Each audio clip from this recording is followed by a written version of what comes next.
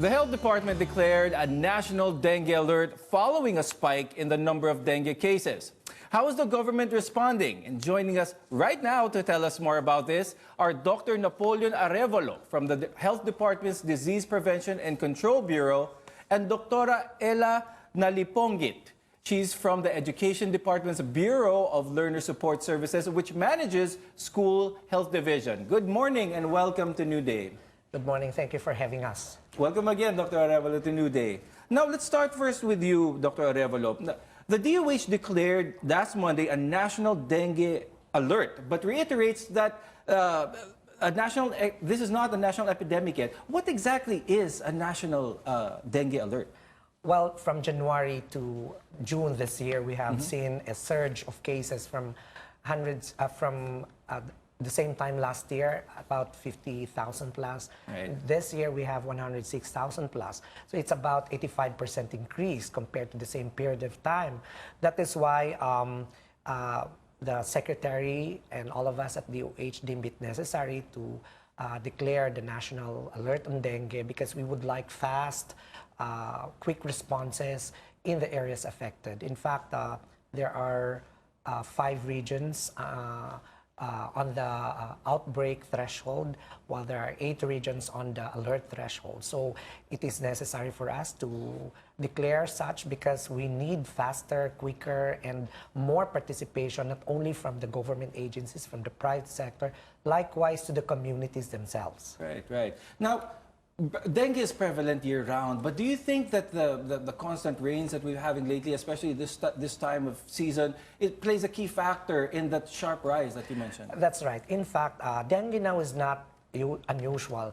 It's labeled already as endemic. When you say endemic, it occurs all year round, but there are peaks like during the rainy season and even during summer, because it's also affected by like now we have rainfall all over the nation. Then it can increase the number of potential breeding sites for the mosquito virus, the mosquito Aedes that brings the virus to the person. So I think it's not only in the Philippines, but likewise in our neighbors in Asia. Right. Now, Doctor, you mentioned earlier the different regions that are affected. Could you mention again which regions have the most number of cases, so at least the viewers will be aware what areas to watch out for? Yeah, there are 5 regions who have reached the outbreak threshold, and these are Calabarzon, Region 5, Bicol Region,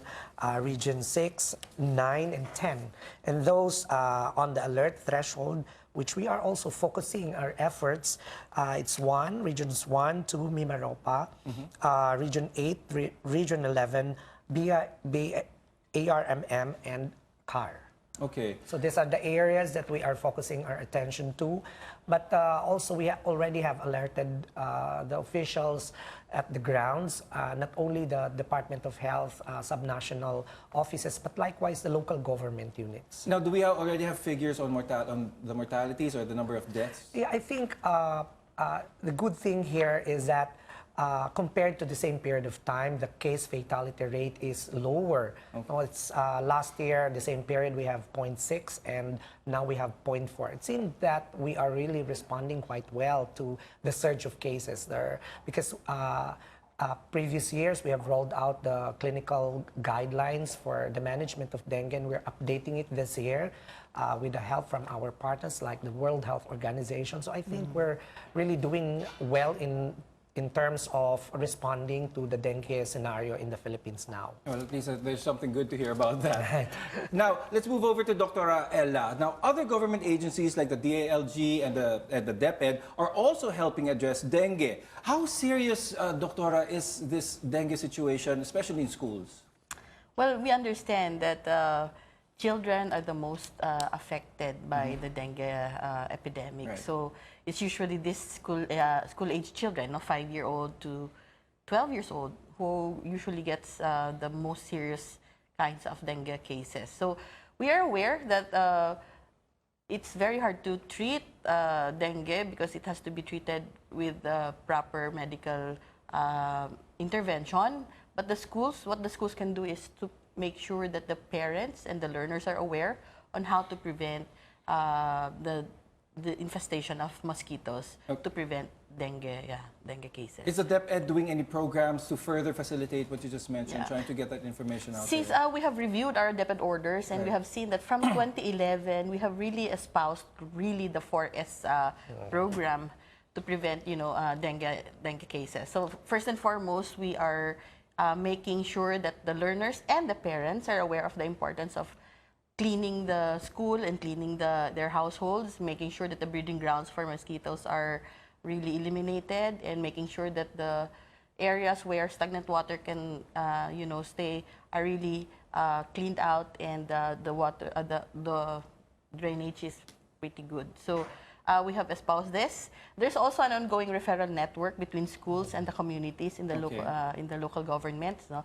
So if there are children who goes to school with fever, then we already have a referral case where they can be immediately brought to the health center for proper interventions. But the DepEd is also doing all of these that you mentioned, that like the encouragement for the homes are also specifically doing it on all the schools. Yes, we already have a standing order that the school should always ensure that we practice search and destroy, especially at this time that the Department of Health has declared an epidemic. But all year round, we make sure that stagnant water is really not there, because it's not really just Aedes aegypti. There's mosquitoes actually always poses a hazard to children. So mosquitoes and other vectors, flies and other rats and all the rodents. Yeah. Now, Dr. Arevalo, the World Health Organization says that there's been an increase in the number of dengue cases globally. Now, for the part of the DOH naman, what are we doing, or what are you doing to address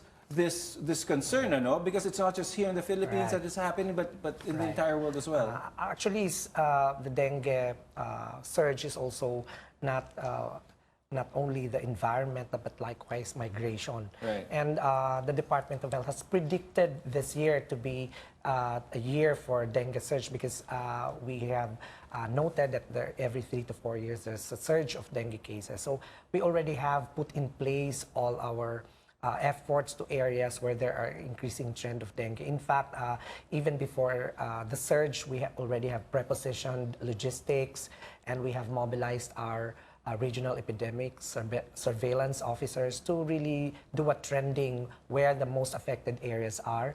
And we even are downloading funds to the most affected areas so that we augment also their logistics. Because prior to this event, we already have prepositioned our logistics to areas which we are predicting that there will be a surge of dengue cases. Now, today, the Secretary of Health is convening the health cluster of the NDRRM to solicit support, specific support like that of the DepEd. Will be having their dengue brigade or reorganized or revitalized, and that the enhanced 4S be done not only by offices, by the schools, but likewise it should be a household level initiative. So we have to remember the 4S. That's the very important. It's seeking and destroying potential breeding sites.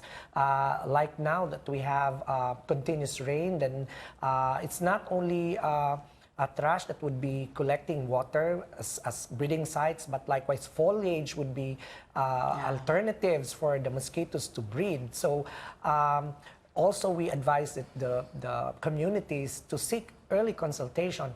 1 to 2 days fever, you don't need to do a self-medication, but you have to seek the professional help of doctors and allied paramedicals for you to be able to get the right and appropriate and prompt intervention.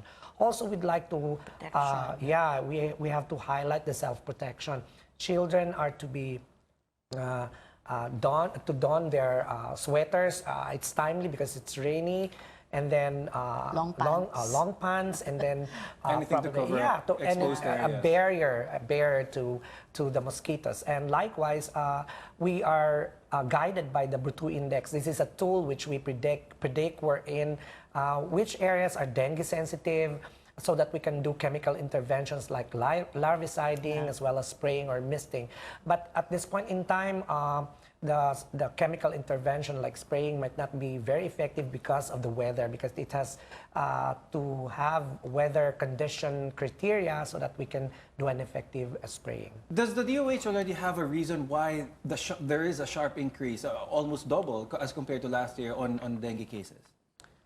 Is there a reason already that we know of? Yeah, I think there are 4 dengue strains, no? Like dengue 1, 2, 3, and 4. So every year there's a circulating dengue strain. Now it's dengue 3, and that a person can have a lifetime immunity for the dengue he suffered earlier, no, or previous year. So, pero they can always be infected with the other 3. So probably the reason is that the previous years, the other dengue strains have been prevalent. That is why the dengue 3 strain is not so that year. So that Ngayon this lumabas year, yung dengue 3 naman, yung third strain ng dengue natin. So this might be one reason, but actually it is multifactorial, like the climate change, the migration, how we do manage our trashes, and also like we have water interruption.